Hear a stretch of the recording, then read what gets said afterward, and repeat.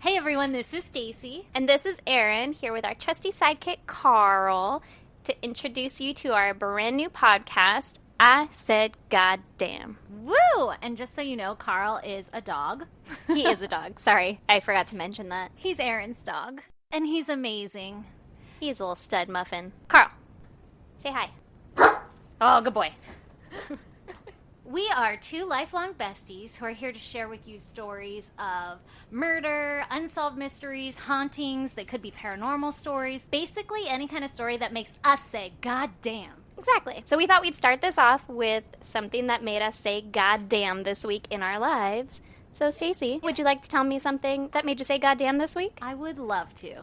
So for everybody out there in listener land, I have a 2-year-old son, and he is starting to learn how to talk. I mean, he says random words here and there, but he's starting to, put the words together. And he's just so cute. I love him. Obviously, I made him.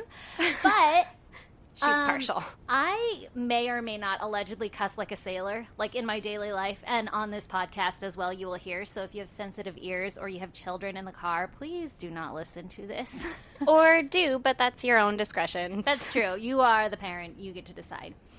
However, my son may or may not have started picking up saying, oh, shit. Because I say that a lot in my house. And so he will be, playing with something and it falls on the floor and he goes, oh, shit. And he says it so casually and normally, that's a normal reaction that you should have if something goes wrong in your life. Oh, goddamn. Yeah, it's not good. But it's super funny to hear this 2-year-old say, oh, shit. But it's also oh, I'm a parent and I have to, correct it. And You're not supposed to laugh when they do it, so you don't encourage that behavior. Exactly. So when it happens, I'm always oh, yes, sit. And I, try to make him sit or, try to change it up so that that's not what he says when he drops things. He's like, no, I dropped something. No, oh, shit. I meant, oh, shit, Mom. You're wrong. Yeah. Anyway, so that's what makes me say goddamn this week, man. Okay, so, Erin, what happened this week that made you say goddamn? Well, this week, it's actually between me and Carl. Ooh, or good. Carl and I, depending on, if you're a grammar person or not. Oh, it's me and Carl. Yeah, I wasn't going to call you on it. It's me and Carl. Which I jack up all the time, too. But when somebody else says it, then I, do the, could the I stand alone in that sentence thing in my head. I always have to think about it. Sometimes I'll just text my brother and be like, is this right? And he's like, no. I'm like, all right, cool. He's like, I'm so disappointed in you. God damn it, I thought I raised you better than this. My brother didn't raise me, but, I grew up with him. At any rate, yes. So, we got a new neighbor, and, they have a little dog. A little French bulldog. Oh. And it's adorable. Yes. And his name is Bruno. Oh, what a cool name for a dog. Yeah, he yells it, Bruno. Ooh, Bruno. Yeah. Well, I went to let Carl out to go potty, and we have a little fenced-in yard, and I guess the other dog they do not have a fenced-in yard, and he was outside going potty near our fence, and Carl lost his mind. No, of course. He went absolutely bonkers, and I bet he was, running along the fence and being like, hey, what's your name? My name's Carl. Hey, look at me, come here. See all these holes I dug? Other dog, fuck you. Pretty much, essentially. But he just wanted to play with him, and he either wanted to play or he was like, get the fuck off my property. This is my land, and this is where I pee. That could have been it, too. But usually dogs that come up to the fence, he just wants to play with them, but he sounds very aggressive. He was barking quite aggressively, and the owner, the neighbor, was a little bit concerned about that. Oh, I'm sure. He was, terrified. What the hell did we just move next door to? Yeah, and they were... Cujo's outside. Exactly. And they were running up and down the whole fence, which the other dog was, instigating him, thinking this is great, and he's, running the whole length of the fence, and Carl's chasing him while barking at him, hey, be my friend, come play with me. Can I just tell you, though, your goddamn moment is my everyday life, having my dog at home and the neighbor's dog. But we have, a wood fence, so they can't see each other, and they just, run in between the cracks and will, stop and try to peek in, and then they're and then, run along, and they freak out, and I just let them go.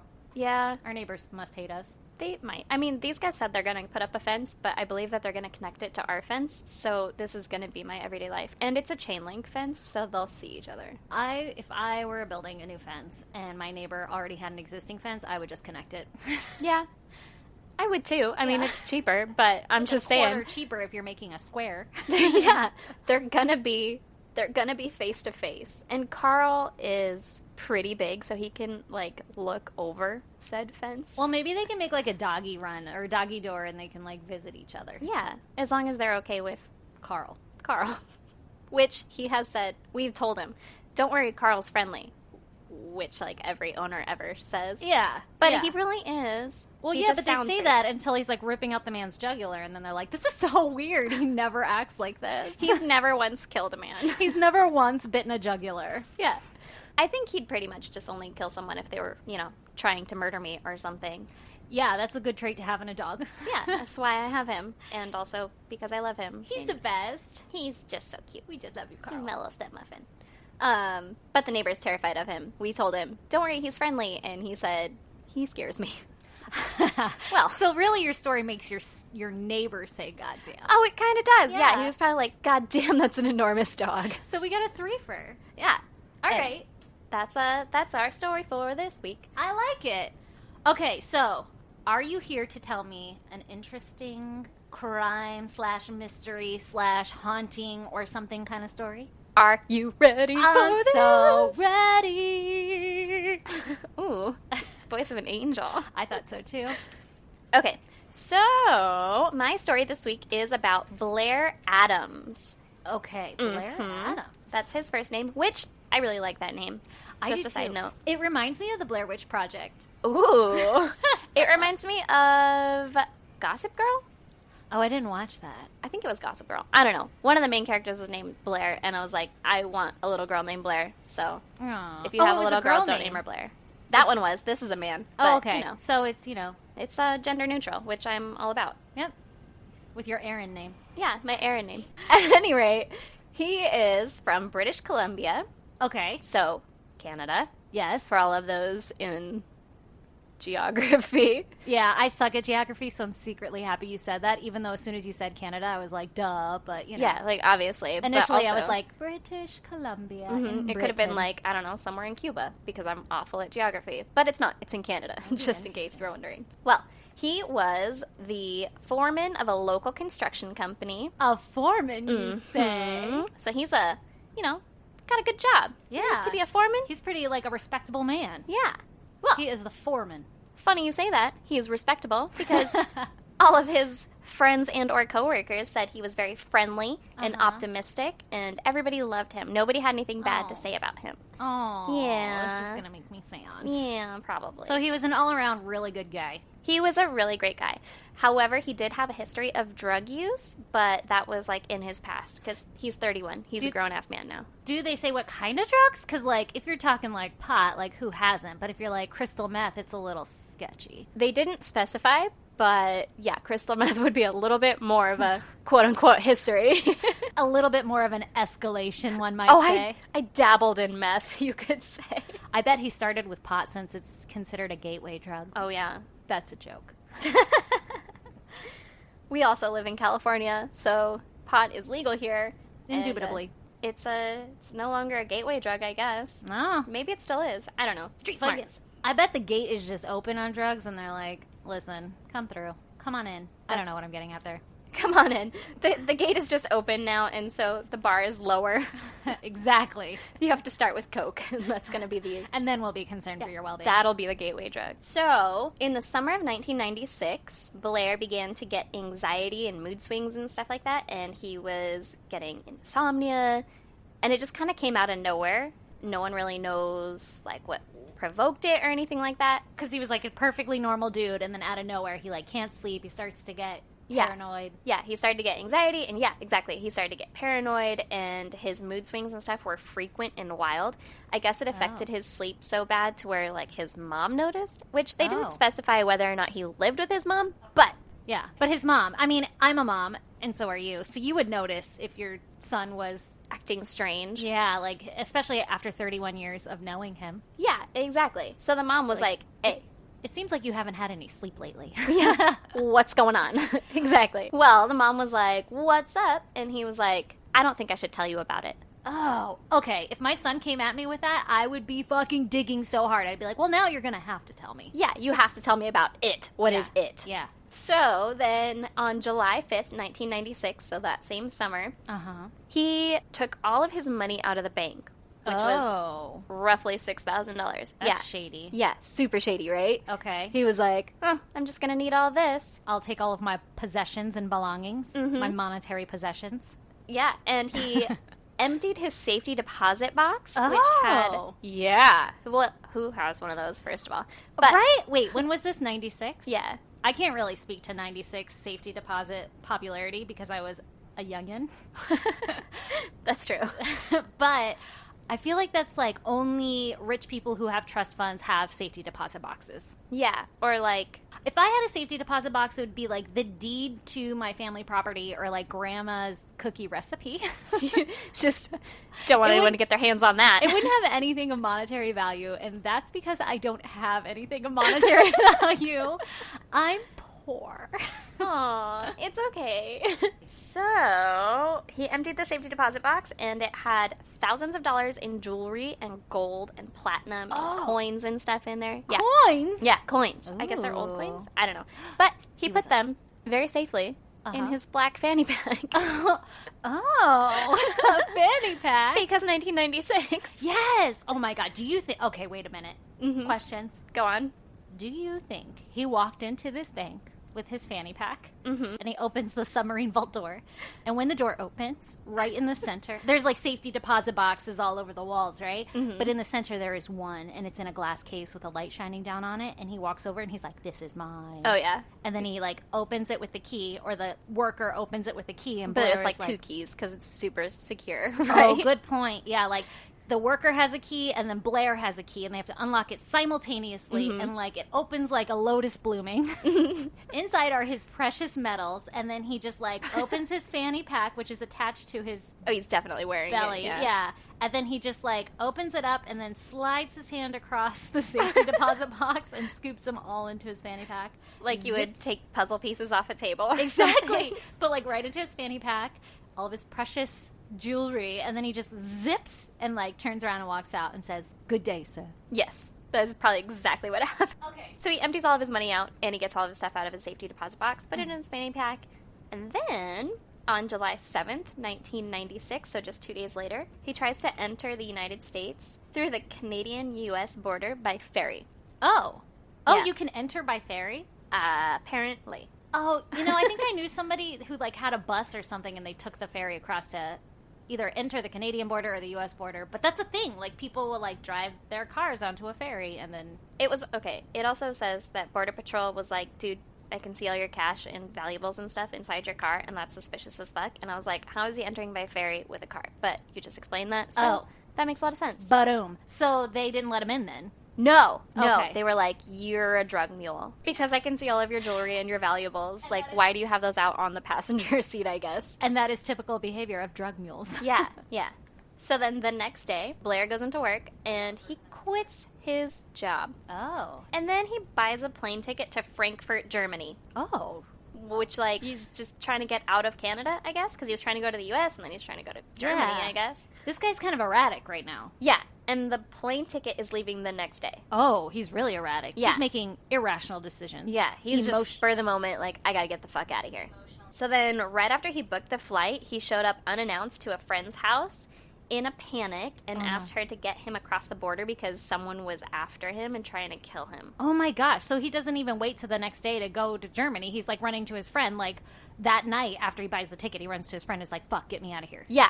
Okay, clearly he was trying to skip town real quick. Yeah, he was like, Right this plane ticket is gonna take too long to get Oh, to no. because it's the next day, and so I gotta get out of here now. So he goes to this lady, and he's like, help me, and she can't help him. So she's like, I can't help you, and he leaves. So then the next day, July 9th, at the airport, he refunds his ticket.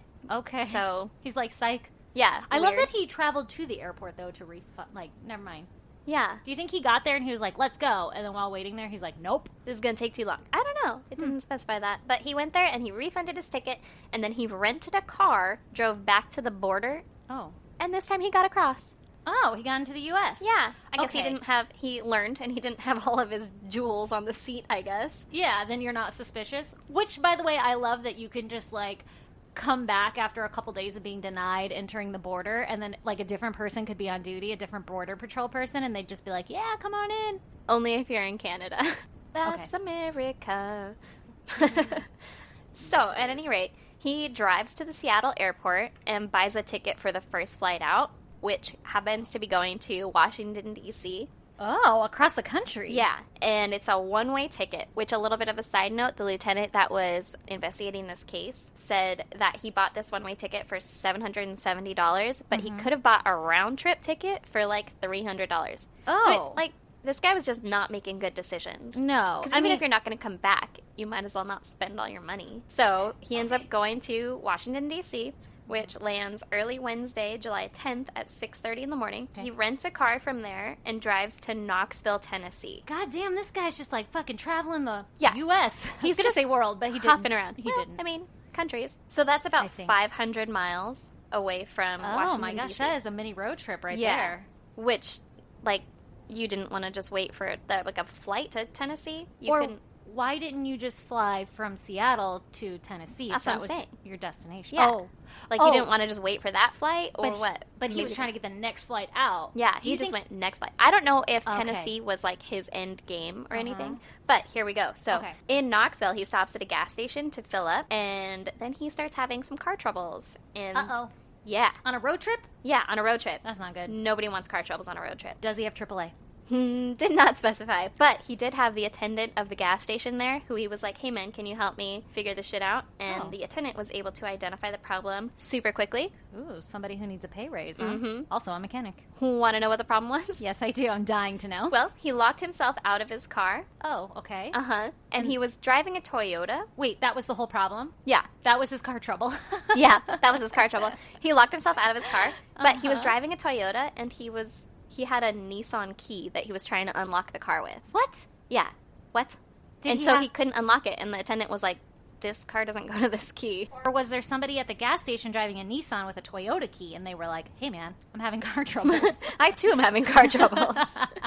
They did not specify that. They just said, like, hey, this key doesn't go to that car. And so then they looked in, like, the surrounding areas, and he looked on his person and his pockets and stuff, and they couldn't find the Toyota key anywhere. Oh, weird. Right? Okay. Well, so then Blair Adams is like, all right, man, I'll just get this car towed to a nearby motel, and I'll stay there until the rental car place can make me a new key, right? Oh, okay. So he's making a rational decision. Yeah. Okay. That sounds sounds like a good plan. sound. So then he's caught on camera in the motel lobby. He enters and exits 5 different times in the span Oh. of an hour. Oh. Like, as soon as he gets there, he's like, goes in and he's like, oh, I don't know, man. And then he leaves and then he goes in, and I guess he was acting super erratic and stuff. So then the, what would you call her? The secretary lady, the receptionist lady. Oh, yes, the hospitality manager. Yes, the hospitality manager. I learned that word from you. It's a good word. Just to give you can proper major credit. in it. Yeah, thank you. Yeah, just to give you proper credit. Oh, thank you. The hospitality manager. This is a quote from the receptionist lady. The best way to describe him would be paranoid, nervous, agitated, expecting someone to come in on him even though there wasn't anybody there. Oh. I don't know who he was waiting for, but he was waiting for somebody to walk in for him. Oh my god. So he kept, like, turning around and looking back at the door, like, oh, there's someone behind me. this guy can't even hide that he's freaked the fuck out. Yeah, like, he's stressed out. And he's in Knoxville. Like, It how ma- does anyone know that he's there? Nobody knows he's there. Like, makes- he's Yeah. fluttered all across. Fluttered. He's been Yeah. jumping town. Yeah. It makes me a little sad that multiple people encountered him and thought like, oh, this isn't normal behavior or this is kind of weird, but no one did anything about it. You know, they're just kind of like, oh, this fucking weirdo. But what would you do about it? I don't. I feel like if I were the hospitality manager, receptionist, secretary lady, I'd be like, "Are you okay? Is everything okay?" But I guess if he were like, "Yeah, everything's fine," I'd be like, Yeah, "And you you can't- too, sir. Have a good day." But if he were like, "No, someone's following me," I'd be like, "Let me call the cops because I think you need help." And if he were like, "No, no, no, no," I'd for sure call the cops. That's fair. Yeah. So she was just But like, he would have to, "Fuck like, tell her about it, like someone's following me or something, which so far he's only told, like, his friend that, someone's trying to kill him, which maybe she should have been more active, but I guess you can't blame people. So then he rents a room, he pays $100, and doesn't wait for his $50 and change. What? Yeah. This guy's just got money to burn. Blowing it. I want to be a part of this Black Fanny Pack handout. Right? Sir, I will take your donations. Yes. By the way, this will be $100. Yeah. I will hang out with you and be your bodyguard for $100. We would be the worst bodyguards. We would just annoy the people to death. Yeah, that's true. We could do that. Maybe we'd be the best. Yeah. You would be the worst because any kind of emergency, you do nothing. That's fair. That's real fair. So I'll be the bodyguard, and you can be my hype man. Oh, yeah. I'll totally hype you up. Okay, I will be like, you need to save them. And do something. And I'll do, like, a bunch of, like chest pumps. Mm-hmm. And that's how I'll intimidate everybody who is messing with my client. Yeah. And they'll run away scared. Ooh, client. And I'll chest pump. And then you're going to be like, back the fuck up. Because you're my hype man. And you'll be like, hold me back. And I'll be like, okay. Blair really needed us. He leaves the lobby at 7:37 p.m. and it's presumed he never enters the room or the hotel again. What? Yeah. So they got like a free night's pay out of this man, and they didn't even have to like clean the room or anything. Well, they got like a free 2 nights pay because he didn't even wait for his $50 and change. Oh, that's a really good point. Math is hard. Yeah, okay, yeah. Math is 2 nights pay. God. And that was the last time he was seen alive. Oh no. Yeah. Not Blair.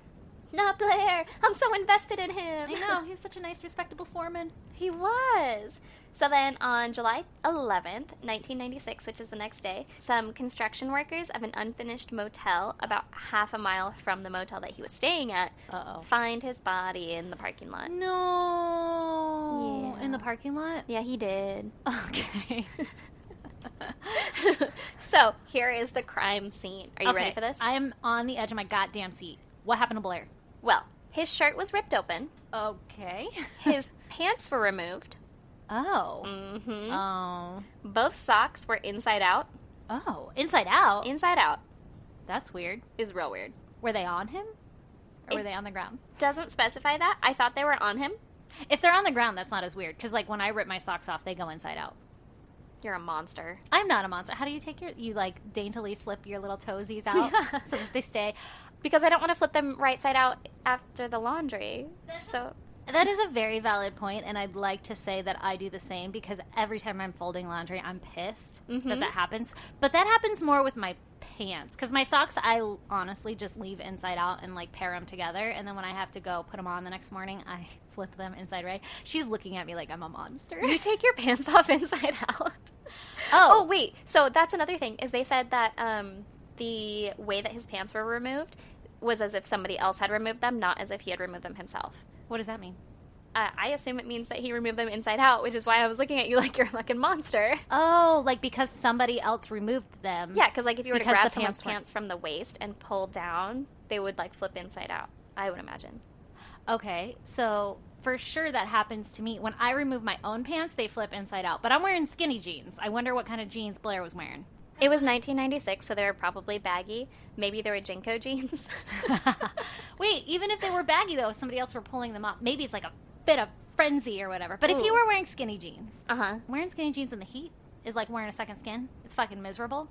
That's true. I don't know what... It was the summer, you said. It was the summer. So it could have been really hot. And if I needed to get those fucking skinny jeans off fast enough and I had my socks possibly over the cuffs of my skinny jeans... Which, who wears them like that? But okay. That was for sure a thing in the 90s. Where you wore your socks up high.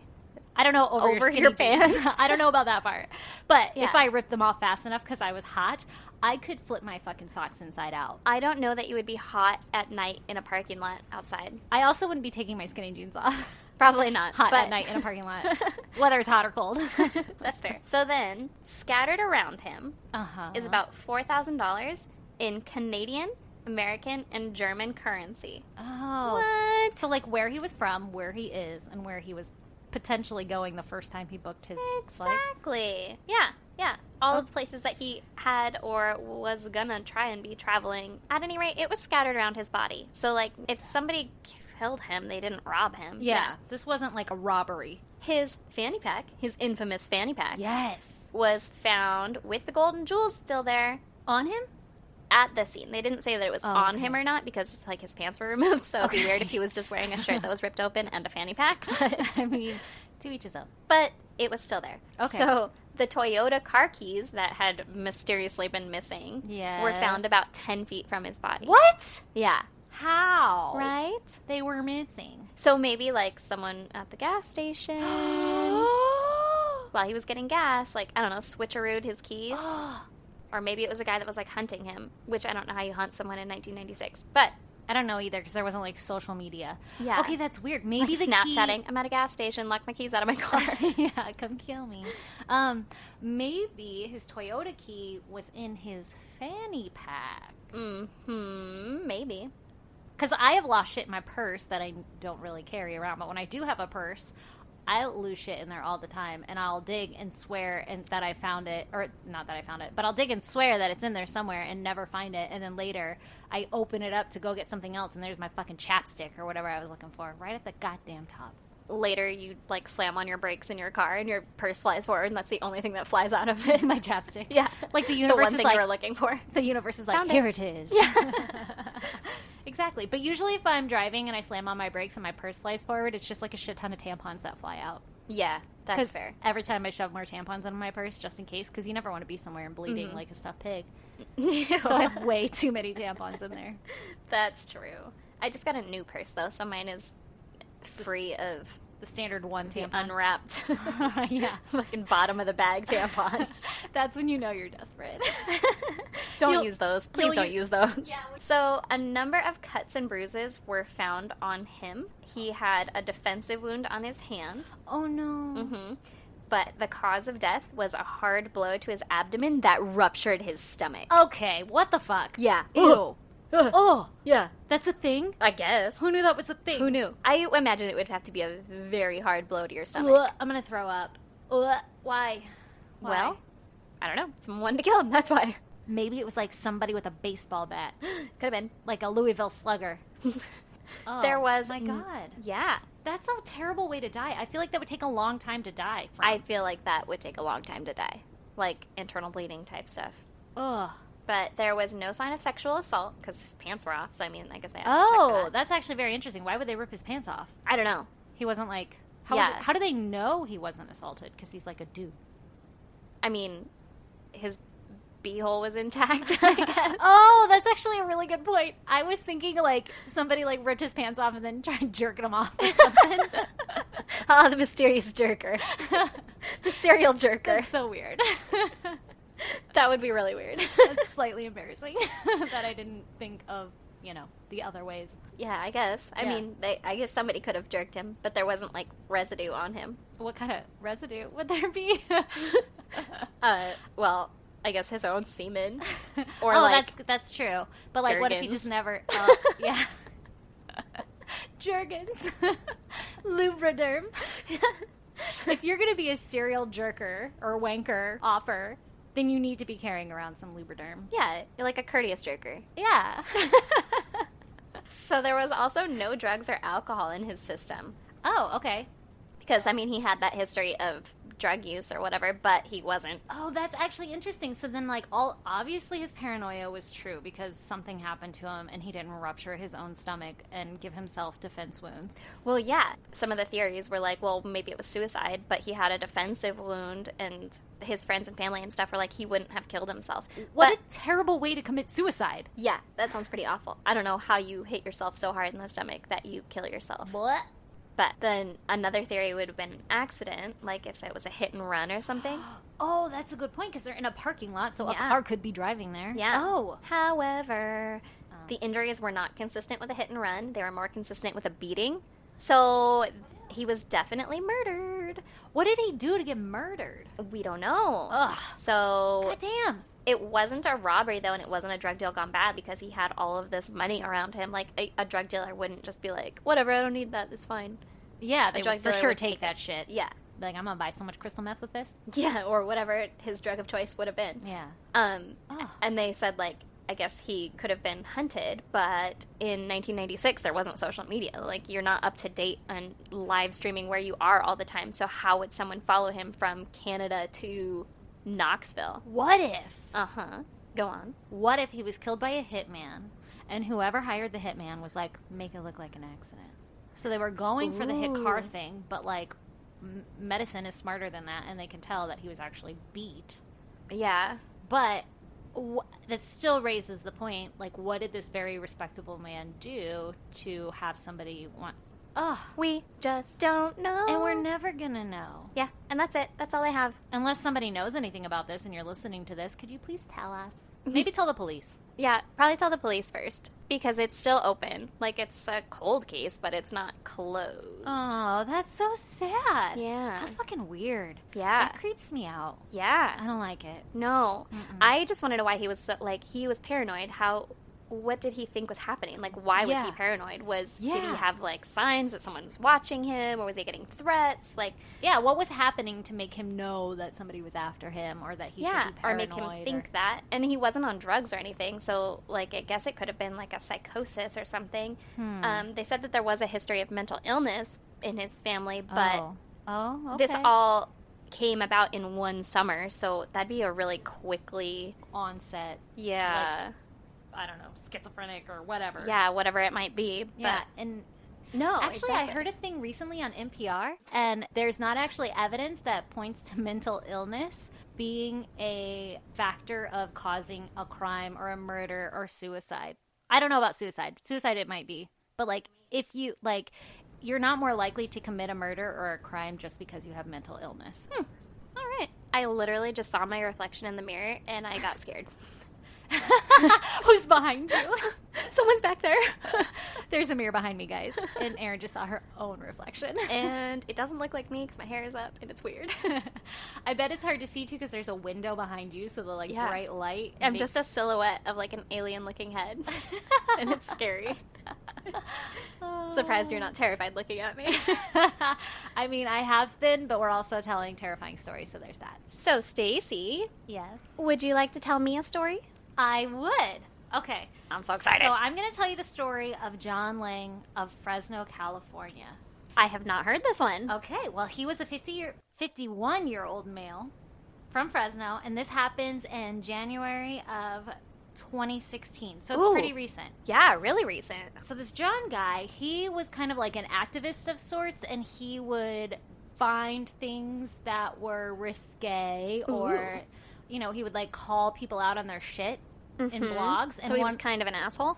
Yeah, but, like, it's true. Like, he was like, yo, don't do this shit. It's fucked up. Stop doing it.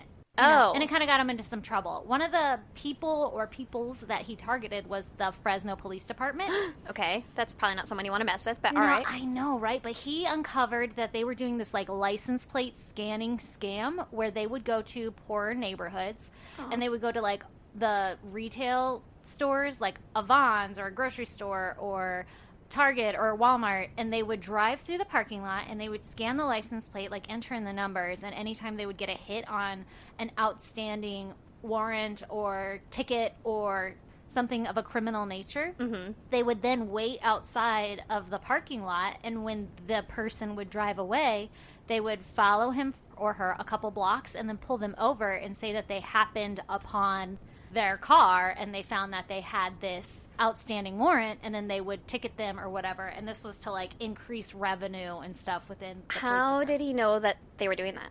I don't know, but it was true. They really were doing it. That's fucked up. And I guess, allegedly, from the things I've read, it's like a known thing that the Fresno Police Department is corrupt or was corrupt. Yeah. In 2016, that's not that long ago. I know, it's so messed up. So that's shady as fuck. Exactly. And so I guess the thing he got, this, like, license plate scamming thing, it's not technically illegal that I know of, but it is considered unethical and kind of like profiling. That's what I was going to say. It's like profiling. Yeah. So it's fucked up. So he called them on it.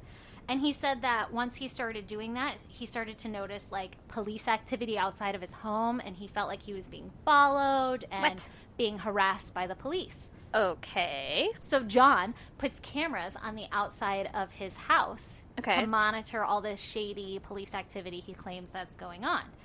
And on his cameras, he captures some interesting things. He actually has a YouTube channel, and it has about 17 videos on there, but I'm only going to mention a couple of them. The ones that I thought were, like, shady and interesting. Okay. So on one of them, he captures the whole department. All of them. They were all there. There was like 2 or 3 cruisers. There were like 1,000 police officers outside his house. Who sent 1,000 of us? There are too many of us here. Who's on guns? Okay, so one of the videos, there's a handful of cruisers, like 2 or 3 cruisers outside with a handful of policemen, officers. And they're parked outside of his home, and they're kind of like just standing around facing his house as if they're looking at it for some reason. They're just like loitering out there? Yeah, exactly. But they're not like waving their guns around very dramatically or like threatening him. They're just out there kind of to show like intimidation. Right? Oh, like, okay. Hey, so they're man, just like, hey, we know where you live. Yeah, or we see you, see us. We're watching you watch us. Exactly. And then in another video, he sees a cop walking along his fence, and he has this wrought iron fence, and he happens to have a dog as well. Mm-hmm. Who Carl would love. Oh. Carl's like, no, don't come near my fence. We've already talked about fences and other dogs. Okay, so he has this wrought iron fence with this dog in his yard, and there's this police officer who's walking a German Shepherd, allegedly a police dog, and the cop is conditioning John's dog to be familiar with the German cop Shepherd and dog. the German Shepherd, exactly. Okay. To be like, so that if he were to ever like break into his house or something, he wouldn't have to deal with the dog. The dog wouldn't like attack him. The dog would be like, "Hey, what's up, man? I know you. You have another dog." Side note, I'm kind of slightly terrified that like someone would do that to Carl. Yeah, because he goes in the yard and stuff, and I mean, yeah, if you got past the scary barking and the scary face, I'm afraid that someone would be like, oh, he's cool, and then make friends with him, and then come in and kill me, and he'd be like, where's my ham? Yeah. Hey, man, you always bring me ham. Yeah.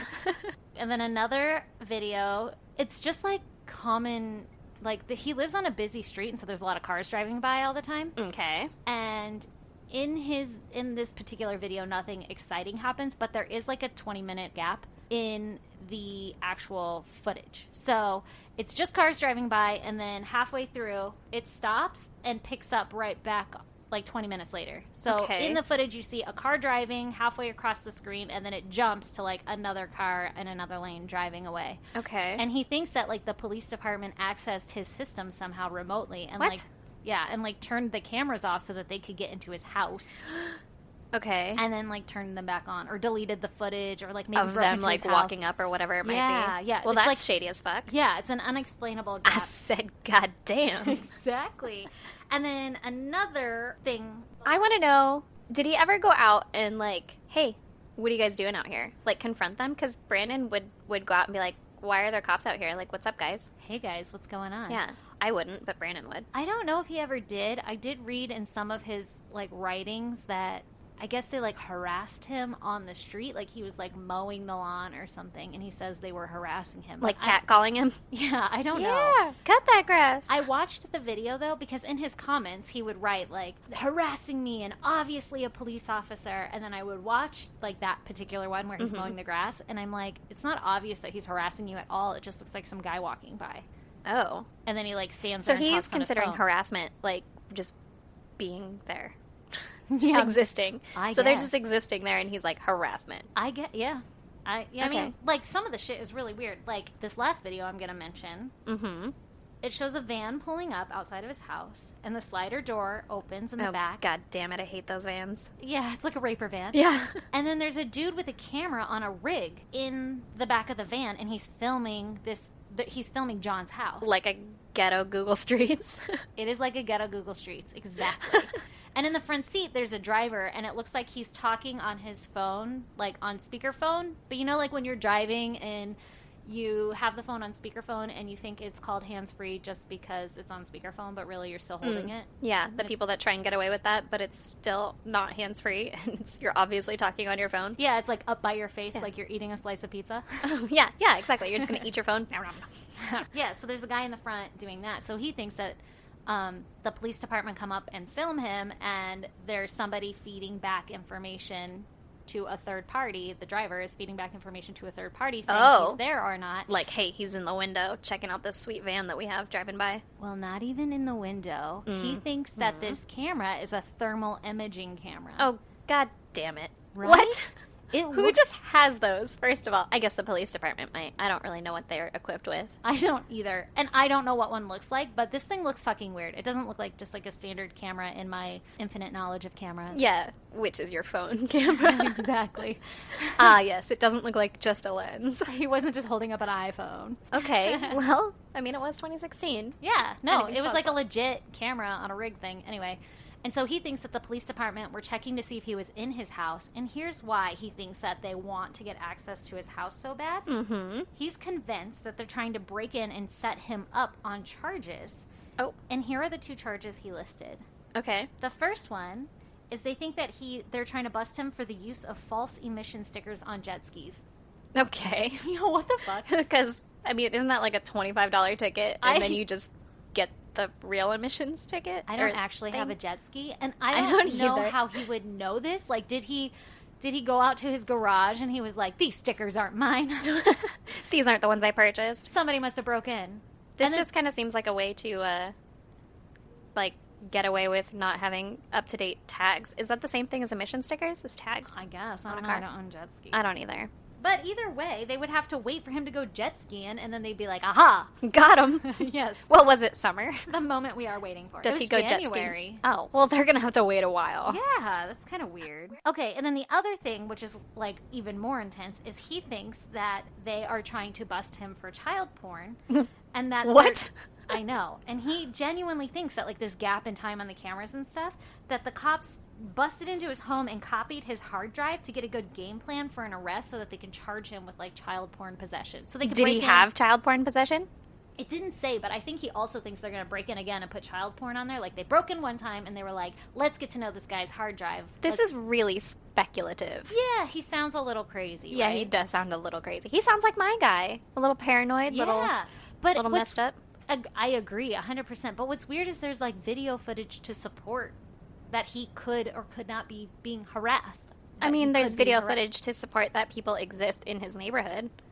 But that the thing, I mean, it's fucking weird for a van to pull up and a camera be faced at you. And then That's also fair. for a police officer to be walking his dog in quote unquote conditioning. And also for random police cops to be outside and staring at your house. Ah, yes, those police cops. Those police cops. Yeah. Police officers. I guess that's true. That's a little bit weird. John thinks that the police are going to copy his hard drive so that they can get a good game plan to go in again to his house, to break in again, and then put child porn on his computer. This seems like a kind of sketchy cover-up for someone who has child porn on their computer. Right? I agree. It is super weird. Because But otherwise that's just really, like, far-fetched. I agree 100%, and he sounds crazy, but also there's, like, actual video footage that you can go watch that backs up some of his claims. Right? Yeah. So it's yeah. weird that, like, a van would pull up and start recording your house with this quote-unquote thermal imaging Yeah, camera. that's super weird. And then it's weird that, like, cops would be outside, like, loitering outside your home to intimidate you after you have done this obviously public bashing of them, saying, like, uncovering this scam, and they're known to be corrupt. So it's not that... It's far-fetched that that's the specific plan that the police department is going with, but it's not far-fetched that this man was obviously being harassed, Okay, yeah, that's fair. in my opinion. They're still present outside of his home, which isn't necessarily something that they should be. Yeah, and there's, like, weird shit going on with his cameras. I still feel like he should have gone out and been like, hey guys, Yeah. what's up? Okay. John goes in and he files a complaint with Internal Affairs. Okay, that's perfect. That's exactly what he should have done. Yes. Because I was like, why isn't he, like, making any kind of, I don't know, Call the cops. yeah, motion about this? Like, either go out and talk to the cops, like, hey man, why are you here? Or, Yeah. like, call their superior and be like, hey Exactly. man, why are they here? So that's basically what he does. He Good. talks or files a complaint with Internal Affairs, which supposedly they're not supposed to report anything that gets reported against them to the police department. Like, Internal Affairs is not allowed to tell police officers that there's been a complaint filed against them. That sounds right, yeah. Or who filed the complaint or anything. yeah. But they did. Oh. Everybody in the police. God Yeah. damn. They all knew. All the officers knew. Okay, so after he files this complaint to Internal Affairs, he gets a Facebook post. This is John's claims. Okay. He claims that he gets a Facebook post from a cop with a known alias. So it's not like the cop's Facebook that he goes on, and it's not like Chris Brown. And then Chris Brown posts on John Lang's Facebook. Okay. It's like Chris motherfucking Brown. Oh. You know, like an alias. Yeah. Like a nickname. Like, Yeah. It's not actually this guy, but it's Like, this guy. Cop alias Facebook posted on John's Facebook that says, "First rule of Fight Club is you don't talk about Fight Club. You should know this, Mr. Lang." Oh, Jesus. After he files that thing with Internal Affairs. Okay. Mm-hmm. So he's like, Fuck. We know that you did this. Yeah, I see you seeing me. God damn. Yep.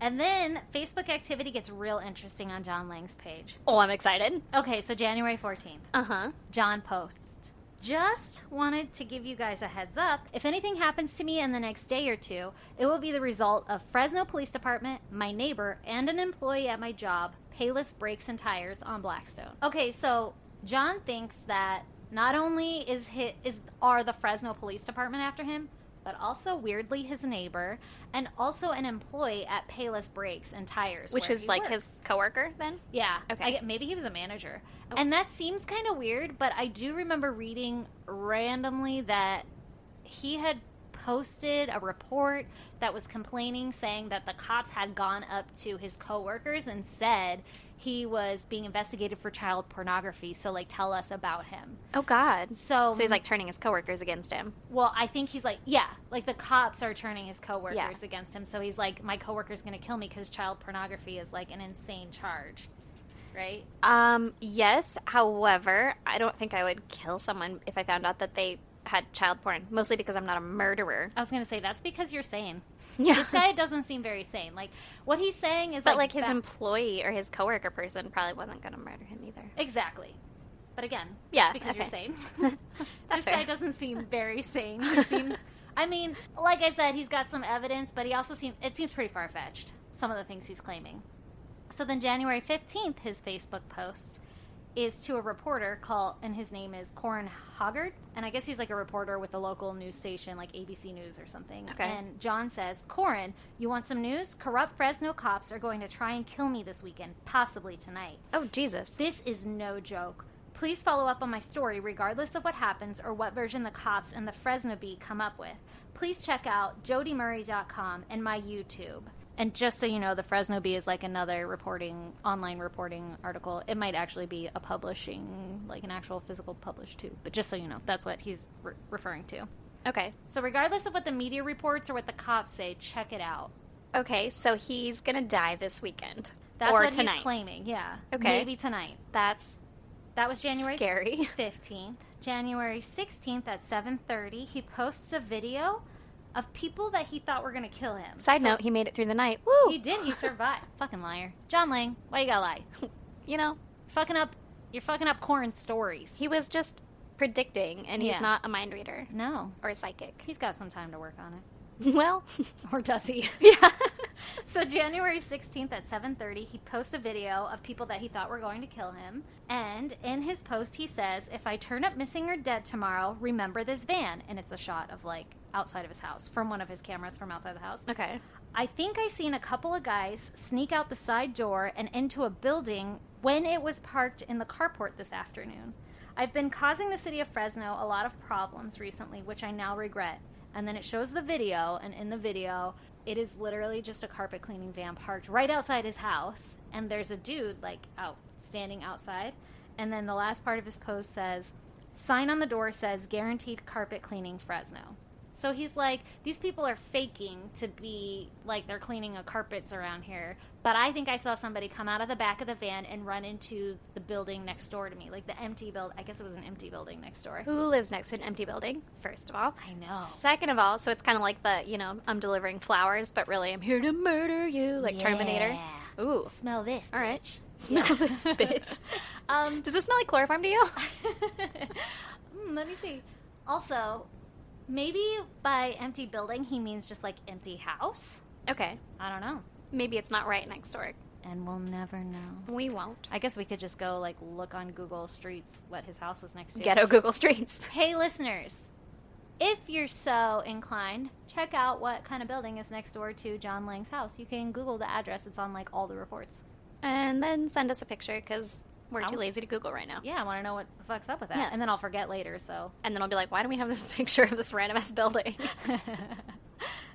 Okay, so 10:50 p.m. on January 16th, he also posts on Facebook, Anyone want to crash at my pad tonight? Must be a legal gun owner. I think the bad guy may come and get me tonight. Oh my god. Yeah, he's freaking out. First of all, do you have to be a legal gun owner and bring your gun, or just be a legal gun owner? I think the bring your gun part was implied. Okay, that's fair. So he's asking for protection tonight. Yeah, he needs our services. He does. He does. I'll be like, Yeah, and I'll be like, chest pump. And they'll be like, get these girls out of here. They are fucking annoying. Oh, poor John. He needs us. Yeah, he does. Well, he did. So the next day, January 17th, John writes an open letter to the Department of Justice and the FBI, and he claims that he's being targeted by the Fresno Police Department because they're trying to frame him as a child molester because he spoke out against them. And then he goes into some, like, rambling and bamblings about how none of us have free speech here. It's all government run. Okay. They're trying to, like, cover the shit up. Ah, yes, North Korea and Fresno. Yes, they're in on it together.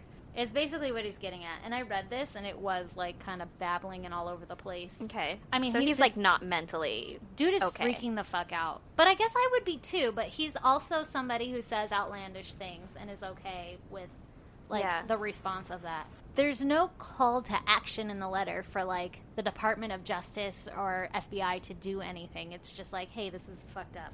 Okay. And then on January 20th, a few days later, he was dead. What? Yep. So here's what happened on January 20th. Okay, I'm excited. All of this information came from the coroner's report because it was, like, the most detailed and interesting. Okay. So I'm just going to rattle off my bullet points here. Get it. There were reports from a passerby on the street who was not identified that John's house had smoke coming out of it. Okay. And so the fire department was called, and they arrive, and they find that all of the doors and the windows are barricaded. Oh. They're boarded up, basically. Okay. And on the inside or the outside? Oh, I actually didn't catch that part. That would be really weird if it was the outside, because I feel like that would be something that the passerby would also notice there. Yeah, like, the windows are boarded up. Yeah, like That's this house true. is boarded up and on fire. That's a very good point. I bet it was on the inside, because they said that even using an axe, it was hard to get into the house. Oh, God. And then when they got into the house, there were, like, doorways leading to the kitchen and stuff. They were also barricaded. Oh, okay. Yeah, so it was hard to get in there. So he was, like, trapped in one section of his house then, right? Well, so the fire department gets in eventually. They, like, axe down the door. They get in. And I guess that first room they walk into is the living room. And then he was found in the kitchen, which I guess is the next room over that was barricaded. And the actual coroner's report doesn't say it was barricaded, but it notes that there were, like, boards on the floor. Like, they had to break through to get into the kitchen. Okay. And John was found unresponsive on the floor, and the police department pick him up and, like, carry him out the door. And as they're carrying him out, they notice that he has blood on his shirt. Oh, no. And so when they look, he has 3 stab wounds on the abdomen. Oh, okay. Yeah, so they start CPR on him, and they, like, take him to the hospital, but he gets to the hospital and they pronounce him dead. It wasn't successful. Oh. Also, side fun note, one of the life-saving techniques that they did was, I guess they put, like, a tube, because he had a collapsed lung. Oh. From one of the stab wounds. Oh, okay. And so they put, like, a tube in there to, like, drain it from you, like, drowning on your own blood. Oh, my God. Or something. Did he have, like, a pulse and everything when they started this? When they found him? No, because they started CPR, and if you start CPR, you don't have a pulse. But they were, like, Don't you have a pulse, but you're not breathing? Maybe. No, I don't that's really respiratory arrest. Ooh. Ooh, okay. Let me pull out my medical knowledge. Yeah. But they had, like, bandages over his wounds and stuff. So they were, like, doing CPR and trying to stop the bleeding and everything. They were trying to save this guy's life. Okay. But it wasn't successful. So he was, like, recently stabbed, though, because the things were still bleeding. Like, he wasn't, like...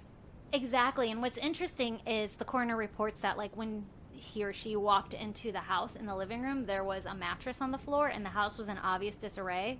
Which, I mean, it was on fire, but... Yeah. I mean, he or she... And it was also boarded up, so there were boards everywhere. Yeah, the coroner came in after the fire, but still, it sounded like the house was not kept, and there was a mattress on the floor, so typical bachelor pad. Okay. And I'm not going to use bedrooms. yeah, fuck bedrooms. Maybe he just felt safer in, like, the One living room, yeah. Maybe, and he, like, boarded himself up. But Yeah. there was, like, a bunch of blood on the mattress, or a significant amount of blood on the mattress. And then in the kitchen where he was found, there was a little bit of blood. Okay, so he was, like, stabbed on the mattress then.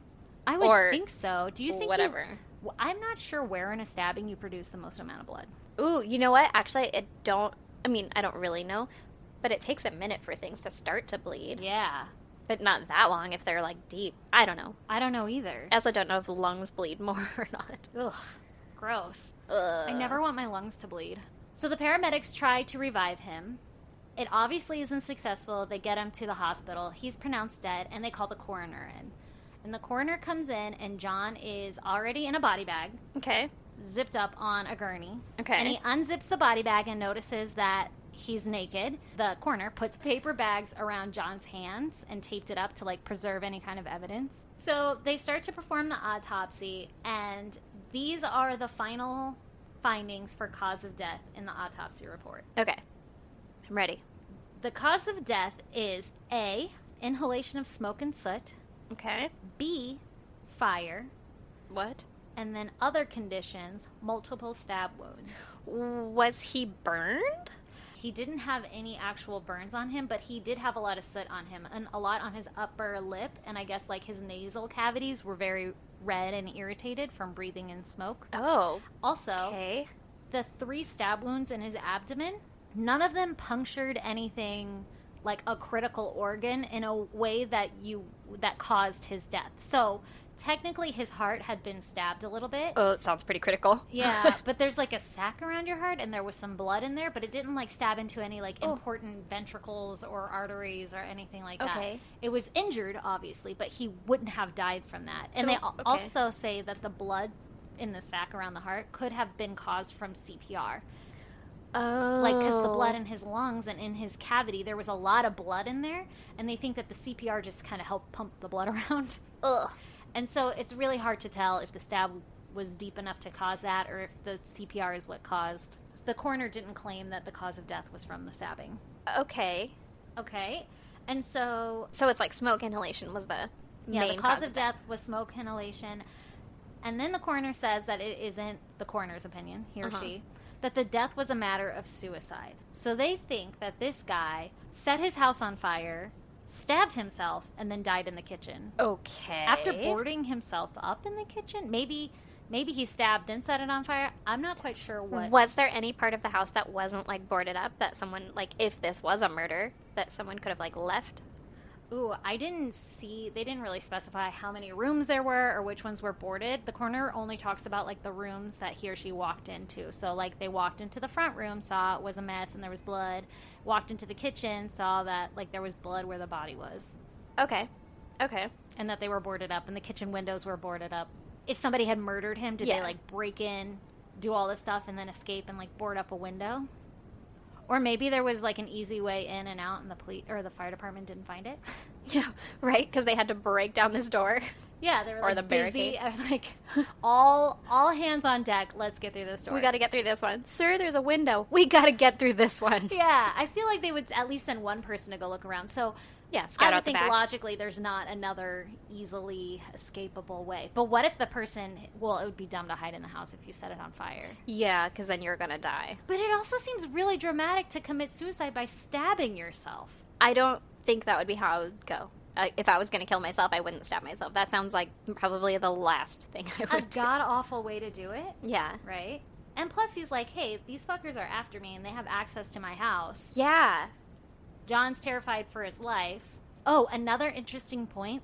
Initially, when the fire happened and they had the Fresno, I think it was a fire department personnel come forward, and he was explaining what was found at the scene, they said that a spokesperson for the fire department stepped forward, and he said, we found a male victim, and he'd been stabbed in the abdomen and the upper back. Oh. But then the coroner's report doesn't actually report any stabbings on the upper back. But I also read somewhere that this was actually the second revised version of the coroner's report that they actually published. Okay. And based off of all the weird shit I've seen on TV, I'm actually would not be surprised if that were the case. Because coroners kind of, like, go along with the maybe police department or the... Kind of persuaded into saying a certain thing. Yeah, which is unfortunate, but could be the case. But here's the thing. Tell me the thing. So the police and fire department, whoever, the investigators discover that he had cameras on the inside of the house. So there's video footage on the inside of the house. Oh. But Okay. a day before his death, the cameras cut out. What? the last thing that's on this video is John sitting on the couch and he has a giant knife in his hand and he like displays the knife to the camera. Do they know if that's the murder weapon or the knife that stabbed him?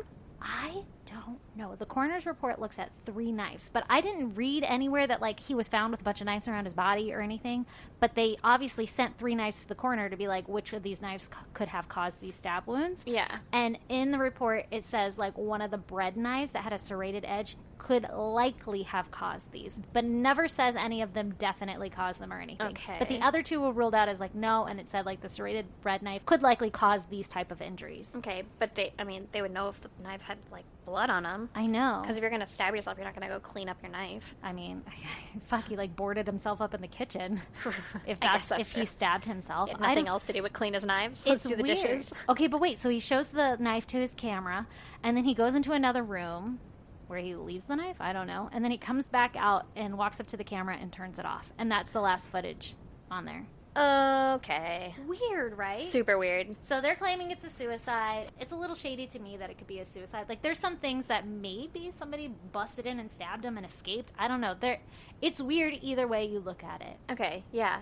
But the guy, like we've been saying this whole time, for sure he was paranoid. Because even in the videos, I went through and I watched some of the videos. And in the videos, each one of the things that happen have a somewhat rational explanation that could have occurred. Oh, no. Like, yeah, like the police cars parked outside his house. There's like 3 cruisers out there with the men standing out there. He lived on a busy street. Maybe they were like responding to a call. Which is why he should have gone out and been like, hey, man. Yeah, right? Come on, John. Get it together. Yeah. You could have saved us so much anguish. Right? Another one where the video with the policeman conditioning his dog, he writes, like, obviously in a police uniform, obviously conditioning my dog. But when I watch it, it looks just like a guy. He's in darker clothes. It could be a uniform. I can't tell. It's at night, and it's a guy walking along the fence with a German Shepherd, and his dog does go up and, like, sniff them and stuff, but, like, it could just be somebody walking his dog.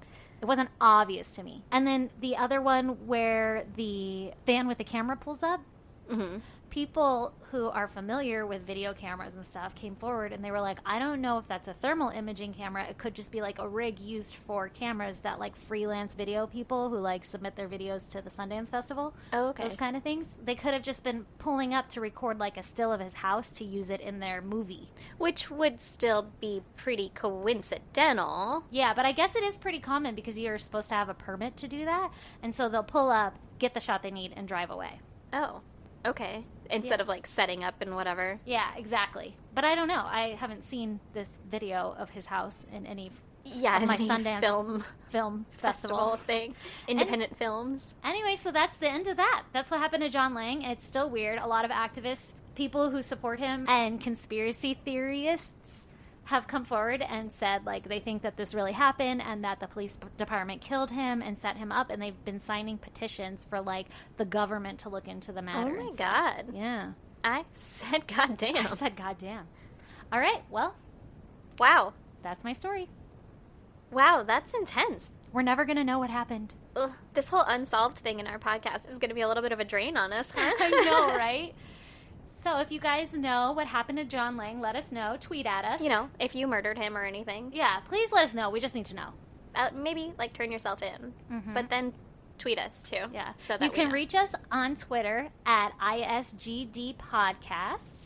Or we have a Gmail. It's isgdpodcast@gmail.com. So you guys can tweet us or email us anything that you want us to cover, any discrepancies you might have, or just to tell us that we're awesome. We probably have discrepancies. Ooh, tell us we're awesome. But also tell us we're awesome on, like, iTunes. Yeah. Reviews. Oh, yes, please rate us on iTunes. That's really important, guys. If you want us to keep doing this, we got to get rated on iTunes. Yeah. And also, we just want to know that you want us to keep us. doing it. Please love us. We need so much love. We need attention.